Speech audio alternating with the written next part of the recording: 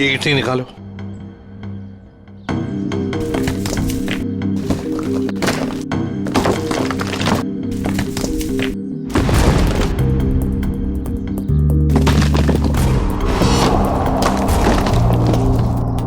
तो लगता है लाश को छुपाने की पूरी कोशिश की, लेकिन पूरी तरह से कामयाब नहीं हुआ है। हाँ, छुपाने की तो बहुत कोशिश की है, मगर जरूर कुछ ना कुछ तो भूल गया है वो। कोई ना कोई सुराग तो हमें जरूर मिलेगा। वैसे लाश ज्यादा पुरानी नहीं दिख रही है। एक काम करो, बाहर निकालो इसे आराम से, संभल के।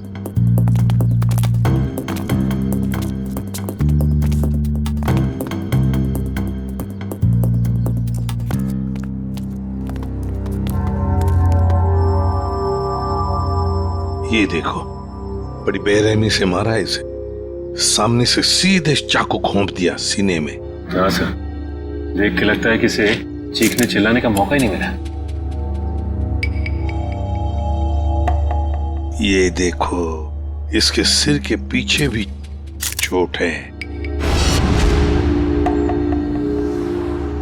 लगता है जिसने भी ये किया है ना, शायद पीछे से आकर इस रिक्शा वाले के सिर पर पीछे से हमला किया, वार किया।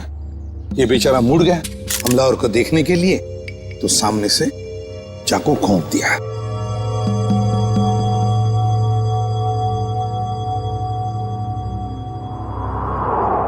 जेब में कुछ भी नहीं। लेकिन सर, कोई रिक्शा वाले को क्यों मारेगा? फ्रेडी, इस रिक्शा वाले को पैसे के लिए तो कोई नहीं मारेगा।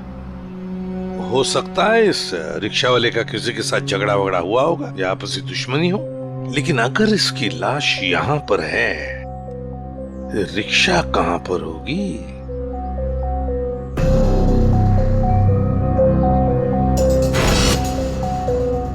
सर? हाँ सर, ये देखिए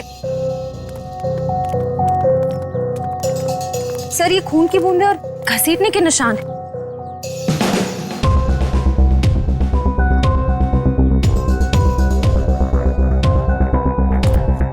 ये देखो, लगता है जिसने भी ये किया है, इस रिक्शा वाले को यहां से घसीट कर वो लेकर गया वहां ईंटों में छुपाने के लिए। वो क्या है?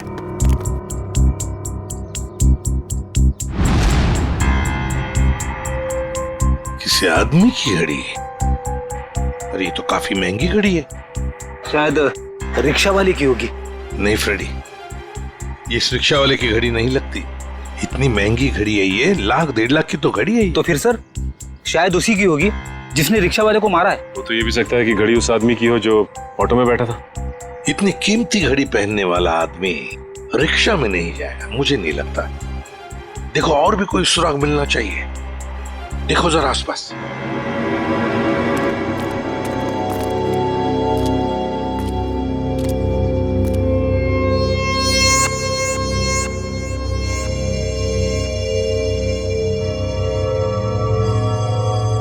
अरे सर, कुछ मिला? हाँ सर, किसी लड़की की ये डायमंड इयररिंग मिली है, यहाँ नीचे गिरी हुई थी। इयररिंग? इसका तो एक ही मतलब हो सकता है, जब ये हादसा हुआ तब कोई लड़की यहाँ पर मौजूद थी। तो खून लड़की ने किया? सचिन, पता नहीं खून किसने किया, लड़की ने या और किसी ने, लेकिन एक बात तो जरूर है कि ये लड़की उस रिक्शा वाले के साथ मौजूद थी। सर, हो सकता है ये लड़की उस ऑटो वाले की सवारी थी। लेकिन लड़की यहाँ ऐसी जगह क्या करने आई थी? कुछ ना कुछ तो और ही चक्कर है। जो भी हो, उस हादसे में जरूर हाथापाई हुई होगी, जिसकी वजह से वहां पर वो घड़ी मिली और अब ये इयररिंग। ये केस तो बहुत पेचीदा हो गया। इतने सारे सवाल लेकिन जवाब इतने कम। सारे सवालों का जवाब इसी बिल्डिंग में है। इस बिल्डिंग को अच्छी तरह से छान मारते। Let's go.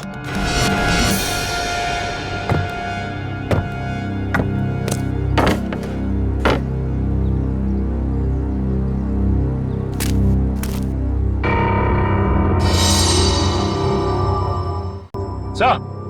हाँ सचिन, क्या हुआ? ये देखिए सीढ़ियों पे खून की बूंदें। हाँ, ये देखो। सर ये तो बहुत ही अजीब बात है, लाश वहां पर और खून की बूंदें यहाँ। मुझे तो कुछ और ही आ रहा है दिमाग में। कहीं और एक लाश तो नहीं इस बिल्डिंग में? ऊपर चलकर देखते हैं, देखते ही ये खून के धब्बे कहां तक है।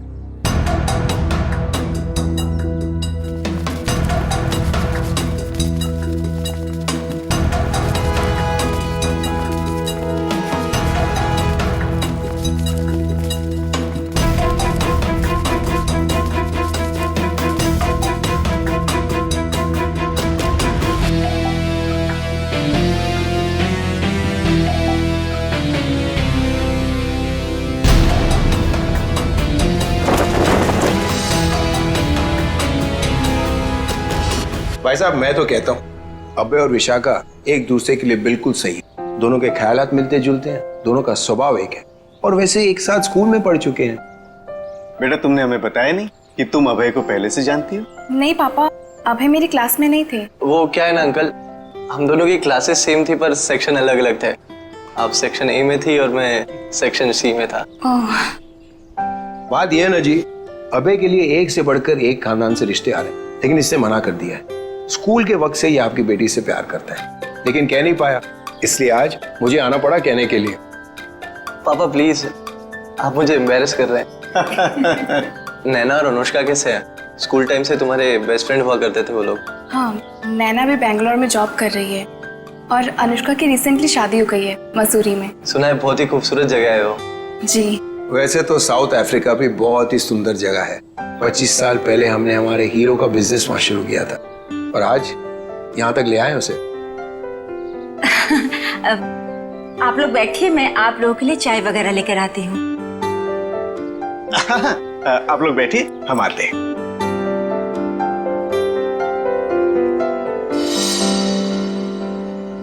क्या बात है सरिता, क्या हुआ? देखिए, लड़का और परिवार तो मुझे अच्छे लग रहे हैं, लेकिन एक बार आप साफ साफ पूछ लीजिए, लेन देन की जो भी बात है। सरिता, क्यों चिंता करती हो? देखो, मुझे नहीं लगता कि धीरेन्द्र जी की कोई मांग है, और अगर होगी भी तो हम मांग पूरी कर देंगे ना। देखो सरिता, मेरी पेंशन है, तुम्हारे जेवर है, और अगर जरूरत पड़ी तो हम ये मकान बेच देंगे। आखिर हमारी एक ही बेटी है। ओफो, आप एक बार पूछ तो लीजिए ना, कहीं कोई बड़ी मांग रख दी तो। फिर तो ये रिश्ता नहीं हो पाएगा। खैर, अपनी किस्मत है, देखते हैं। चलो लीजिए भाई साहब। ये सब लाने की क्या जरूरत थी? इतनी तकलीफ क्यों की आपने? अरे क्या कहते हैं भाई साहब, ये तो कुछ भी नहीं है, ये तो आपको लेना ही पड़ेगा। चाय लीजिए। ये लो बेटे।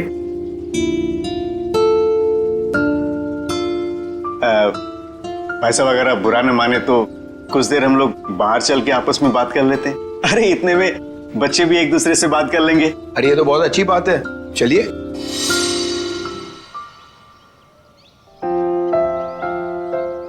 भाई साहब, आपका बेटा हमें बहुत पसंद है। मुझे भी बिल्कुल विशाखा जैसी बहू चाहिए थी। अगर विशाखा अभय को पसंद करे। उसकी फिक्र आप मत कीजिए, हमारी मंजूरी में ही उसके यहाँ है। ये तो बड़ी अच्छी बात है, तो मैं बात पक्की समझूं? जी जरूर। धीरेन्द्र जी, अगर आपकी कोई मांग हो तो आप मुझे। ये कैसी बात कर ली आप लोगों ने? अरे भाई, भगवान का दिया हुआ सब कुछ है हमारे पास। आपकी बेटी सिर्फ 2 जोड़ी कपड़ों में चाहिए, ये आप कर पाएंगे या नहीं? मुझे समझ में नहीं आता कि मैं आपका ये कर्ज कैसे चुका पाऊंगा। लेकिन हमारी एक शर्त है। शर्त? ये शादी 2 दिनों में हो जानी चाहिए। 2 दिनों में शादी की तैयारियां हम कैसे कर सकते हैं? देखिए, ये हमारी एक ही बेटी है, हम चाहते हैं कि उसकी शादी बड़े धूमधाम से हो, इसलिए थोड़ा अगर आप हमें वक्त दे दे तो। देखिए भाई साहब, मैं आपकी बात समझता हूँ, लेकिन 3 दिनों के अंदर मुझे साउथ अफ्रीका पहुंचना है। सिर्फ मेरे बेटे की वजह से मैं अपना पूरा कारोबार छोड़ के आया हूँ। अगर आप ये नहीं कर पाओगे तो ये रिश्ता नहीं होगा। हाँ? सोच लो आप लोग।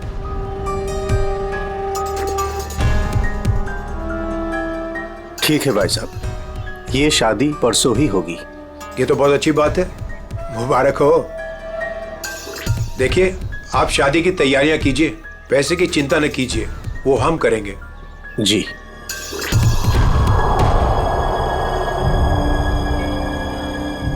कैसे? तुम चिंता मत करो सरिता, भगवान की जो मर्जी है वही होगा। चलो शादी की तैयारी करते हैं।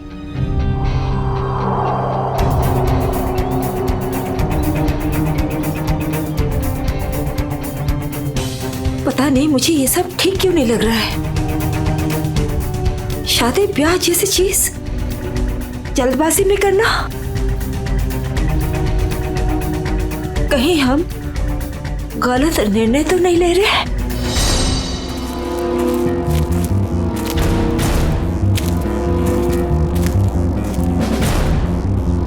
सर, इस लड़की का चेहरा तो पूरी तरह से बिगड़ चुका है। इसकी पहचान करना बहुत मुश्किल होगा। तो सर, लड़की के पास से ना ही कोई आइडेंटिफिकेशन मिला है, ना ही कोई मोबाइल। तो लाश को देख के लगता है कि इसकी और उस ऑटो ड्राइवर की मौत लगभग एक ही वक्त हुई है सर।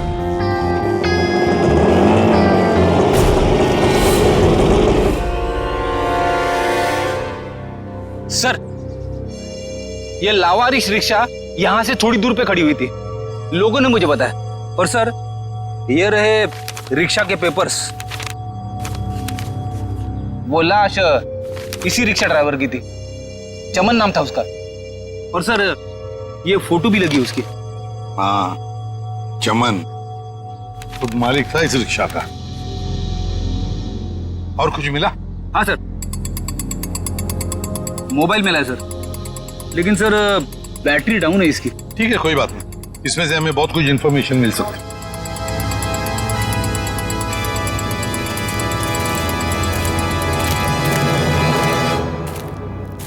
वॉचमैन होना यहाँ के। कैसी ड्यूटी करते हो? दो खून हुए यहाँ पर। साहब जी, ये सब कैसे हुआ? मुझे नहीं पता चला। चुप, नाटक बंद। जरा याद करके बताओ, क्या कोई आया था यहाँ पर इस रिक्शा में से? कोई नहीं आता इस रिक्शा से। ये कैसे हो सकता है? हा? कोई बिल्डिंग से ऑटो दूर क्यों खड़ा करेगा? बताओ कौन आया था? हाँ साहब जी, याद आया, जब मैं खाना खाने गया था ना, जरूर कोई आया होगा। झूठी करते हो।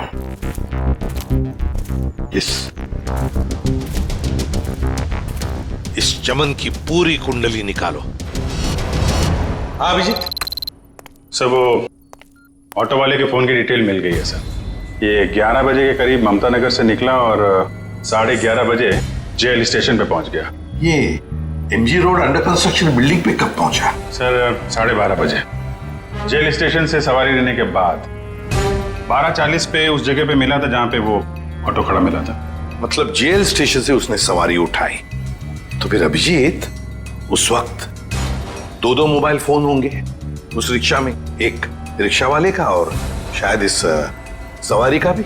हाँ सर, मोबाइल कंपनी वालों ने बताया कि रिक्शे वाले के मोबाइल के साथ साथ एक और मोबाइल ट्रैवल कर रहा था। जयवंती और पेटी लगे हैं उसका डिटेल निकालने में। चलो अच्छा। अब देखना यह है कि सर वो सवारी विक्टिम थी या मुजरिम। सर, हाँ सर, वो जो ऑटो की सवारी का मोबाइल नंबर था वो दिल्ली का नंबर है और किसी करिश्मा के नाम पे रजिस्टर्ड है। दिल्ली? अच्छा, इस करिश्मा के बारे में और कुछ पता चला? नहीं सर, और कुछ डिटेल्स तो अभी पता नहीं चल पाए हैं। ये तो पता चला होगा कि उसने आखिरी कॉल किसको किया। किसी लैंडलाइन नंबर पे किया था आखिरी कॉल। पोपटवाड़ी का कोई उदय कुमार है। पोपटवाड़ी, उदय कुमार। पंकज, काम करो, इस दिल्ली वाली करिश्मा के सारे डिटेल निकाल लो, पूरे के पूरे डिटेल। और अभिजीत, इस पोपटवाड़ी के उदय से मिल लेते हैं, पता तो चले ऐसी भी क्या बातें हो रही थी करिश्मा और उसके बीच में। इसका चेहरा तो बहुत बुरी तरह से बिगड़ गया है, एकदम तहस नहस हो गया है। सर, इनके फेस को हम रिकंस्ट्रक्ट नहीं करवा सकते? बहुत मुश्किल काम है तारिका, बहुत वक्त लगेगा। हाँ, लेकिन एक बात जरूर पता चल गई। ये पता चल गई कि ये काम क्या करती थी। क्या काम? तारिका, ये लड़की एक नर्स थी। नर्स? नर्स? ये देखो, ये देख रहे हो, ये इसकी उंगलियों पर और ये अंगूठे पर ये कॉल। ये निशान तो ज्यादातर उन्हीं लोगों के हाथों में होता है ना जो दूसरों को इंजेक्शन देते हैं। एग्जैक्टली तारिका। अब मुझे लगता है ये खून या तो किसी बदले की भावना से किया गया है या फिर कोई प्यार व्यार का चक्कर? प्यार व्यार का चक्कर? तुमको ऐसा लगता है तो तुम फोरेंसिक आते ही क्यों? तुम अब से मत आया करो हमारे लैब में प्लीज। हाँ अरे ये क्या? हाँ। और अभिजीत, तुम्हारे और मेरे बीच में जो भी था ना वो खत्म। प्यार का चक्कर। सीआईडी से आए। सीआईडी? यहाँ सब कुछ ठीक तो है ना? देखिए आप फिक्र मत कीजिए, हमें पता है आपके घर में शादी का रस्म चल रहा है, लेकिन देखिए बात कुछ ज्यादा नहीं है, सिर्फ 2 मिनट की बात है। एक बात बताइए, कल लैंडलाइन पे कोई अनजान फोन आया था आप? हाँ, मेरी बेटी विशाखा ने फोन उठाया था। जरा बुलाइए ना विशाखा को। विशाखा बेटी 1 मिनट इधर आना। हाँ जी 1 मिनट। जी पापा। बेटे ये हाय विशाखा, शादी मुबारक हो। Thank you. हम सीआईडी से हैं, मैं इंस्पेक्टर श्रेया। कल सुबह 10 बजे लैंडलाइन पे एक कॉल आया था। जी आया था। किसका फोन था? किसी करिश्मा का फोन था, बट मैं उसे नहीं जानती। अगर तुम उस लड़की को नहीं जानती हो तो उसने तुम्हें क्यों कॉल की? दरअसल वो मुझसे मिलना चाहती थी, पर मैंने उसे मना कर दिया। तुम तो कह रहे हो तुम उसे जानती तक नहीं, फिर भी वो तुमसे बात करना चाहती थी। कोई ना कोई तो वजह जरूर होगी, हैं? बताओ। शायद वो मेरी शादी के बारे में कुछ बात करना चाहती थी। क्या क्या बात करना चाहती थी? कुछ बताया उसने? जी तब तक तो मुझे भी नहीं पता था कि मेरी शादी होने वाली है। वो शायद मेरी पिछली शादी के बारे में बात करना चाहती थी। मतलब विशाखा, तुम्हारी पहले भी एक शादी तय हो चुकी थी जो टूट चुकी है। देखिए प्लीज, अगर इस बारे में इस वक्त बात न करें तो अच्छा होगा। बड़ी मुश्किल से उस सदमे से ये उभर पाई है। प्लीज। पापा इट्स ओके, मुझे उस बात से कोई फर्क नहीं पड़ता है। पर आप इस फोन कॉल के बारे में मुझसे इतने सवाल क्यों पूछ रहे हैं? दरअसल बात यह है कि करिश्मा नाम की उस लड़की का। एक मिनट में समझाता हूँ। देखिए ये करिश्मा जिसने फोन किया था यहाँ पर, हम उससे मिलना चाहते हैं एक केस के सिलसिले में। ये करिश्मा कोई मुजरिम है क्या? क्या इसने कोई जुल्म किया है और ये मुझसे क्यों बात करना चाहती है? देखो करिश्मा मुजरिम है या नहीं ये अब तक तय नहीं हुआ है। खैर छोड़ो, आप लोग शादी की तैयारियां करो। और विशाखा, हम सब की तरफ से शादी मुबारक हो। Thank you.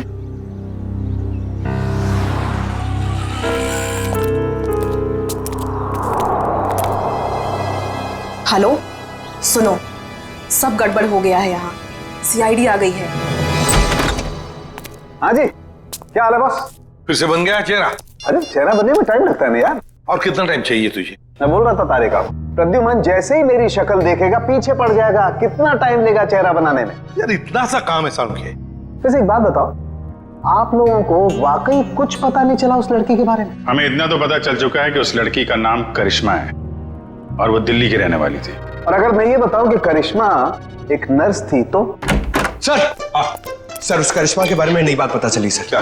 वो दिल्ली में 10 स्टार हॉस्पिटल में नर्स है। लो, ये बात अब बता रहे हैं, मैं कब की बता चुका ये बात। 10 स्टार हॉस्पिटल दिल्ली।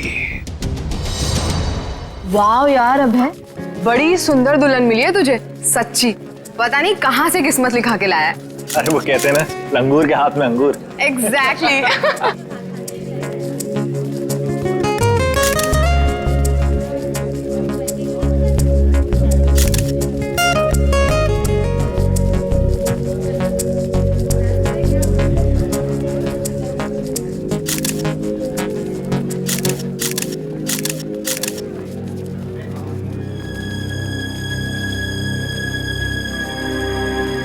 उदय जी आप रो रहे हो, सब ठीक तो है ना? ये तो खुशी के आंसू हैं। आज अपने बेटी को दुल्हन बना जो देख पा रहा हूं मैं, इसलिए। आपसे कुछ बात करनी थी। हाँ हाँ तो कहिए ना। यहाँ कहना ठीक नहीं होगा, जरा अंदर चलिए ना। क्यों, हमसे शादी में कुछ कमी रहेगी है क्या? नहीं, वो सब ठीक है, A1। देखिए सारे मेहमान आ रहे हैं, अगर हम यहाँ से चले गए तो कुछ परेशानी हो जाएगी। फेरे हो जाए, उसके बाद दोनों बैठ करके बातें करते हैं। देखिए मेहमानों को छोड़िए, आप अंदर चलिए, वरना ये शादी नहीं होगी।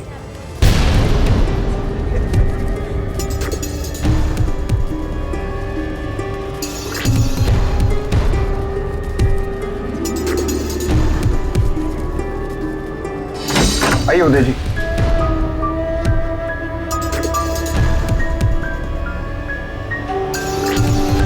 धीरेन्द्र जी, बात क्या है आप बताइए ना। देखिए मेरी परेशानी बढ़ती जा रही है। अरे भाई, परेशान होने की कोई बात नहीं, एक छोटी सी रिक्वेस्ट है। कैसी रिक्वेस्ट? आपको याद है मैं आपके घर आया था आपकी बेटी को देखने, और मैंने आपको कहा था मुझे दहेज बिल्कुल नहीं चाहिए। जी मुझे अच्छी तरह से याद है, आपने कहा था कि आपको दहेज नहीं चाहिए। तो अब क्या चाहिए आपको? मैं अपनी जुबान का पक्का हूँ, कहा ना दहेज नहीं चाहिए, दहेज नहीं लूंगा। हाँ मगर आपको दहेज नहीं चाहिए तो क्या चाहिए?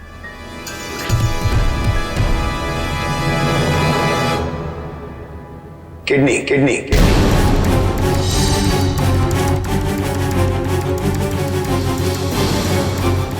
किडनी? पर किसकी? मैं शायद आपको बताना भूल गया कि मेरी तबीयत दरअसल ठीक नहीं रहती, और जल्द से जल्द अगर किडनी ट्रांसप्लांट नहीं हुआ तो मैं ज्यादा दिन नहीं बच पाऊंगा। Kidney transplant? देखिए, आपकी बेटी की शादी है और कुछ ही दिन बाद उसका ससुर यानी कि मैं मर जाए तो आपको कैसा लगेगा? पर धीरेन्द्र जी, मैं अपनी किडनी कैसे, मेरा मतलब। मैंने पूरा पता लगा लिया है, हम दोनों की किडनीज मैच होती हैं। अच्छा, तो इसका मतलब ये शादी ब्याह ये सब ढोंग है।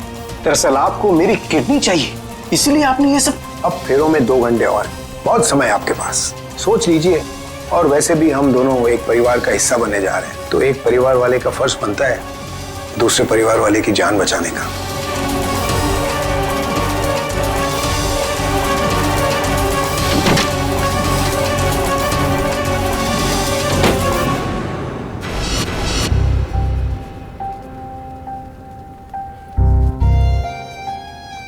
आपको दहेज नहीं चाहिए तो क्या चाहिए? Kidney, kidney, kidney.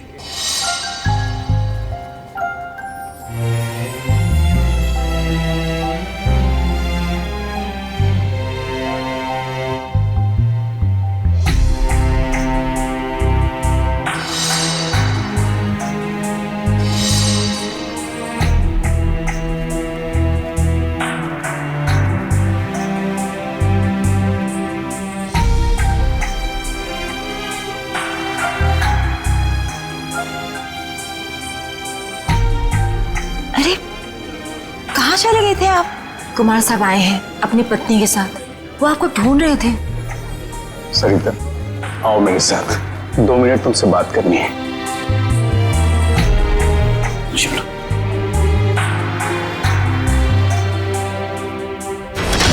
आओ सरिता।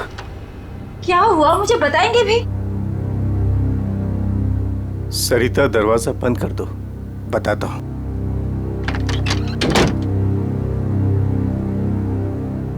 अभी तो बताइए, मुझे बहुत घबराहट हो रही है। धीरेन्द्र जी ने मुझसे कुछ मांगा है। पता था मुझे कि ये शादी दहेज लिए बिना हो ही नहीं सकती। वैसे कितने पैसे मांगे हैं उन्होंने? नहीं, उन्होंने मुझसे पैसे नहीं मांगे। तो फिर? सरिता, उन्होंने मुझसे मेरी किडनी मांगी है। किडनी? हाँ सरिता। हे भगवान, इसका मतलब ये सब शादी वादी ढोंग है। वो आपकी किडनी लेना चाहते हैं? मुझे भी यही लग रहा है। ये अचानक से उनका मेरे घर आना, फिर 2 दिन में शादी, और अब ये सब कुछ। सरिता, मुझे तो इसमें बहुत बड़ी साजिश लग रही है। तो क्या अब हमारी विशाखा की शादी फिर से टूट जाएगी? अगर मैंने किडनी नहीं दी तो ऐसा ही होगा। ना सरिता, तुम मत रो।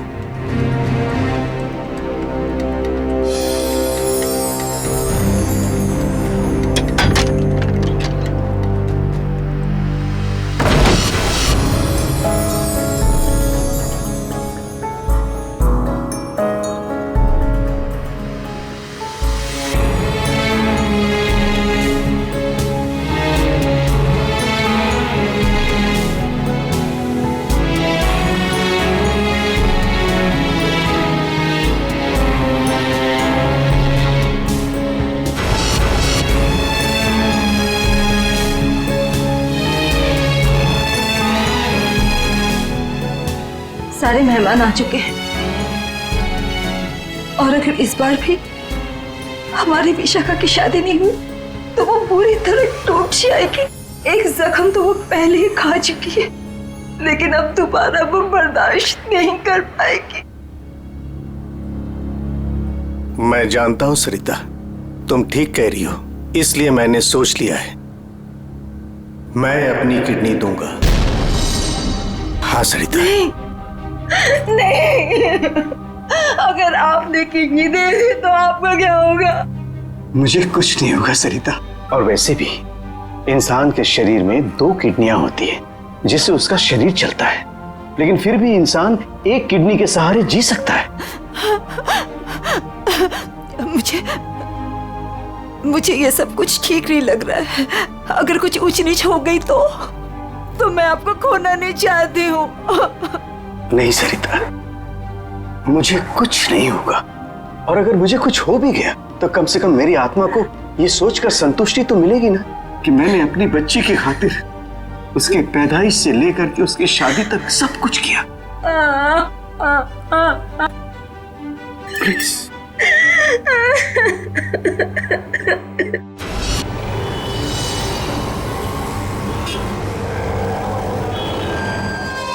हेलो सर, मैं अनुज, इस हॉस्पिटल का डीन। करिश्मा की मौत की खबर सुनकर आई एम शॉक्ड। वो बहुत ही काबिल नर्स थी। वैसे डॉक्टर साहब, एक बात समझ में नहीं आ रही है, ये करिश्मा ने अचानक से छुट्टी क्यों ली और फिर यहाँ से मुंबई चली गई? कोई खास वजह थी क्या छुट्टी लेने में? उसने छुट्टी ली और यहाँ से चली गई। अब यहाँ से जाने के बाद वो कहाँ गई, किस लिए गई, इसके बारे में हमें कुछ नहीं पता। देखिए, हम लोग करिश्मा के घर गए थे, लेकिन वहाँ से कोई ज्यादा जानकारी मिली नहीं है। क्या आप बता सकते हैं कि यहाँ पे करिश्मा को कोई सामान वगैरह पड़ा है? आप चाहें तो करिश्मा का लॉकर देख सकते हैं। जी हाँ, जरा दिखाइए लॉकर। आइए। चलिए। अरे सर, इस लॉकर को देखकर मुझे मेरी नानी की अलमारी याद आ गई। वो भी अपना सारा सामान ऐसे ही ठूस ठूस के रखती थी। सर, ये तो किसी मरीज की मेडिकल रिपोर्ट है। किसकी फाइल है ये? दे उदय कुमार। उदय? विशाखा के पिताजी उदय कुमार? कमाल है, इस फाइल को तो हॉस्पिटल के रिकॉर्ड रूम में होना चाहिए। ये करिश्मा के लॉकर में कैसे? मतलब ये करिश्मा उदय जी और उसके परिवार वालों को जानती थी? वो परिवार वाले तो बता रहे थे कि वो करिश्मा को जानते ही नहीं। जरा बताइए, किस चीज का इलाज चल रहा था उदय का?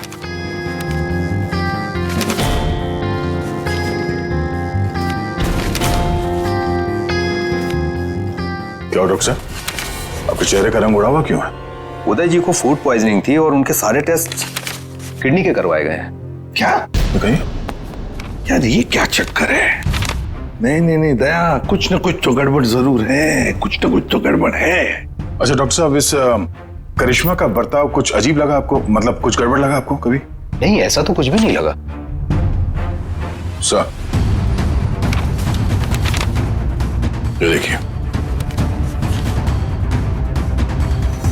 माय गॉड, तो ये बात है। क्या बात है उदय? अरे डॉक्टर चंद्रप्रकाश, आओ आओ, बैठो बैठो। ये अचानक क्या बात करना चाहते हो तुम मुझसे? और भाभी जी क्यों रो रही हैं? शादी में कोई मदद वगैरह चाहिए?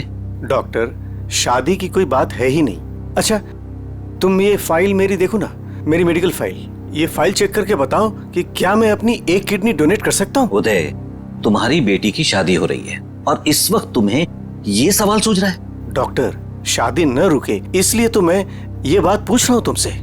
बताओ ना। क्या मतलब है? मतलब मैं बाद में तुम्हें समझाऊंगा। तुम पहले मुझे ये बताओ कि मैं एक किडनी के सहारे जी सकता हूँ या नहीं। बताओ डॉक्टर, मुझे प्लीज बताओ ना।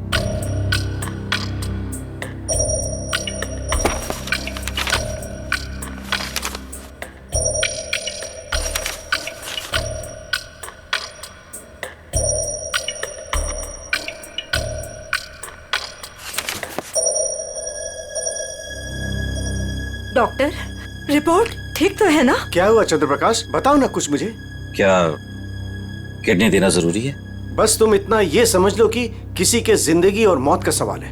देखो, अगर मैंने किडनी डोनेट नहीं की ना तो मेरी बेटी की शादी रुक जाएगी।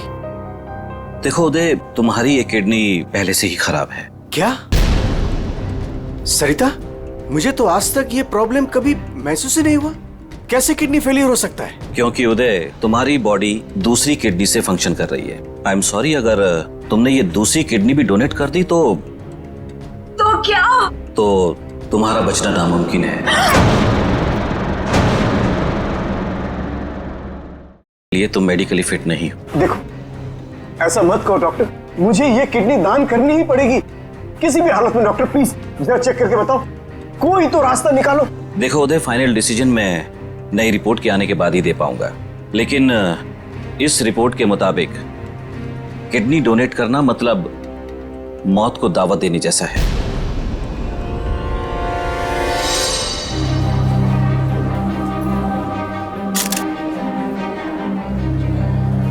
आओ। क्या हुआ माँ? आप परेशान लग रही हैं। नहीं, ऐसी कोई बात नहीं। फेरे का समय हो गया है, आओ।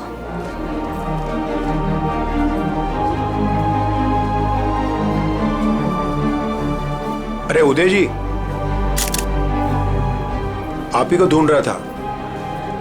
फेरे लगवाएं या फिर मैं बारात वापस? जी नहीं, बारात वापस ले जाने की नौबत नहीं आएगी। मुझे पता था, आप बड़े समझदार इंसान हो, सही डिसीजन लिया। और वैसे आप अपनी बेटी को इतना प्यार जो करते हो, आइए। यकीन नहीं आ रहा है दया, शादी के नाम पे ऐसी सौदेबाजी।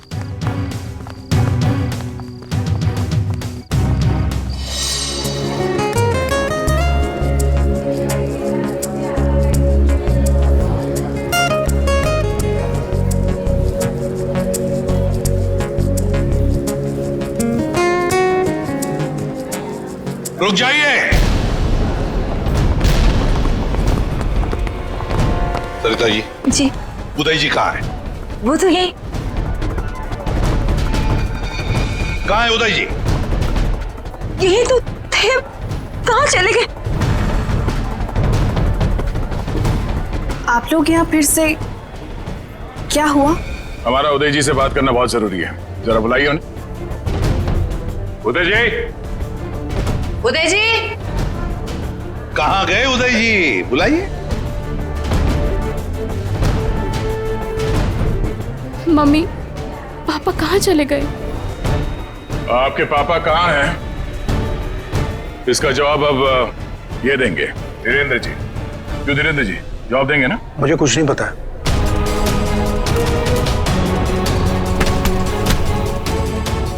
नहीं पता तो सड़क कहाँ है आप?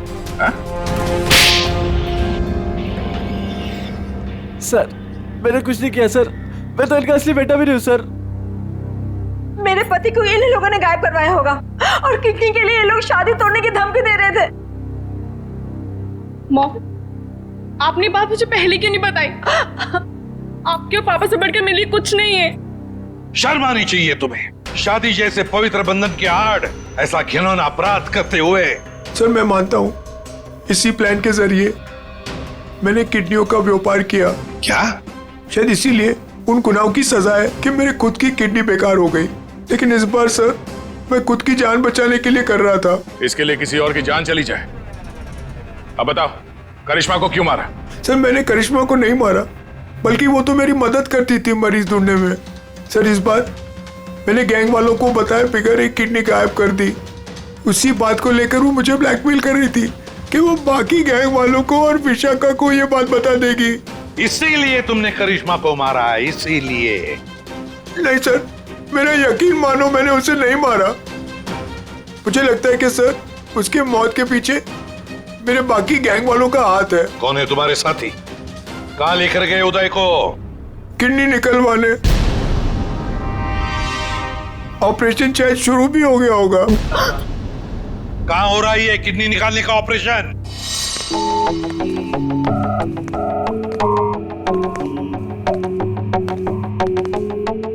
चल डॉक्टर, ऑपरेशन शुरू कर। देखो, तुम जो ये कर रहे हो ना, ठीक नहीं कर रहे हो। बकवास बंद कर और अपना काम कर जल्दी।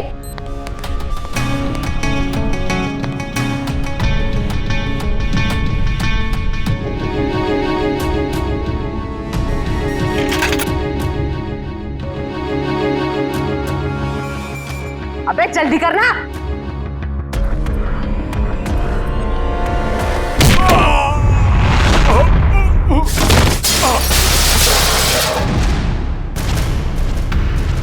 कौन है वहां? कौन है?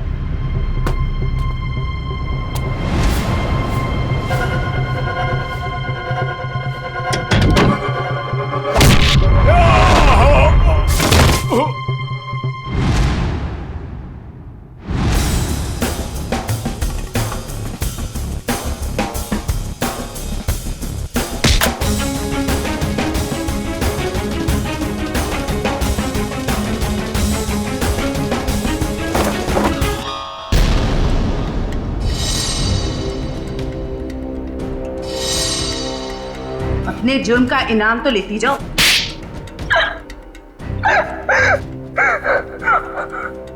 ये सारा षड्यंत्र हमने सिर्फ लोगों की किडनियां हथियाने के लिए किया है। ये सब पता है हमें। ये बताओ करिश्मा को क्यों मारा तुम? क्योंकि करिश्मा हमें धोखा दे रही थी। लेकिन तुमने करिश्मा का खून किया, ये बात तुमने धीरेन्द्र से क्यों छुपाई? ताकि जब धीरेन्द्र किडनी ट्रांसप्लांट के लिए ऑपरेशन थिएटर में आए तो वहां उसे आराम से मार सके, ताकि वो खून ना लगकर एक हादसा लगे। और उदय की किडनी तुम ऊंचे दाम में बेचना चाहती थी, क्योंकि उदय का blood group Bombay blood group है, एक रेयर ब्लड ग्रुप है ना? यही प्लान था सर, लेकिन आप सीआईडी वालों की वजह से वो सब चौपट हो गया। करिश्मा का खून और कितने सारे मासूम लोगों की किडनियों की चोरी, तुम्हें तो फांसी ही होगी। इतना काफी है तुम्हें फांसी के फंदे तक पहुंचाने के लिए। जयवंती, ले जाओ इसे। सर।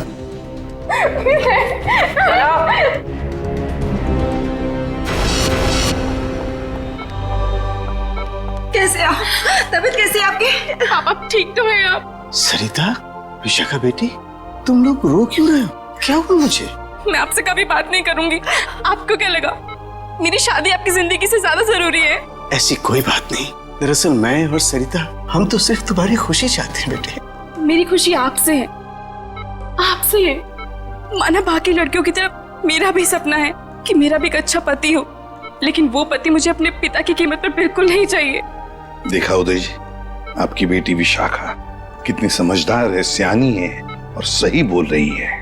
एक बात हमेशा ध्यान में रखना, बेटी घर का सम्मान होती है, सुख होती है, खुशी होती है। उसके हाथ पीले करना तो सौभाग्य की बात होती है, लेकिन उसके लिए माता पिता को अपनी जान दांव पर लगाने की कोई जरूरत नहीं।